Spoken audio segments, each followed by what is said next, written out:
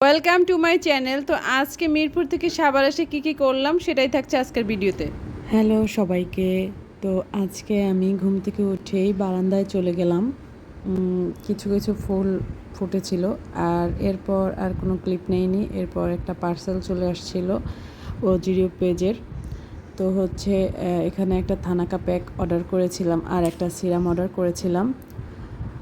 এগুলোর রিভিউ আসলে আমি দিব, কারণ এখন পর্যন্ত ইউজ করা হয়নি। এরপর দুপুরের খাবার খেয়ে নিলাম। আজকে আমি আর কি মিরপুর থেকে সাভার চলে আসব, তাই রেডি হয়ে নিলাম, বাট আর তাড়াহুড়োর কারণে ভিডিও করিনি। এরপর বাসায় চলে এসে সেই যে কাজ সেই কাজ, রান্না বান্না।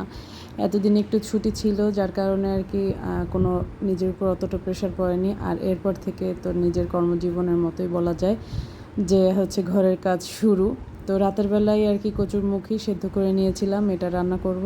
আর হ্যাঁ, এদিকে এসে বেশি কিছু রান্না করা হয়নি, কারণ আমার শাশুড়ি অনেক কিছু খাবার পাঠিয়ে দিয়েছিল, যার কারণে আর বাসায় এসে দেখি ফ্রিজে অনেক খাবারই ছিল। তো এই একটা তরকারি রান্না করে রাতেরটা কাভার করে দিয়েছিলাম। হ্যাঁ, যেটা বলছিলাম যে মানুষের মেয়েদের জীবন আসলেই কেমন যেন। আর কিছুদিন ছুটির জন্য বাবার বাড়িতে যাওয়া, আর ছুটির শেষে আর কি আবার নিজের বাসায় ফিরে এসে রান্নাবান্না, এই তো।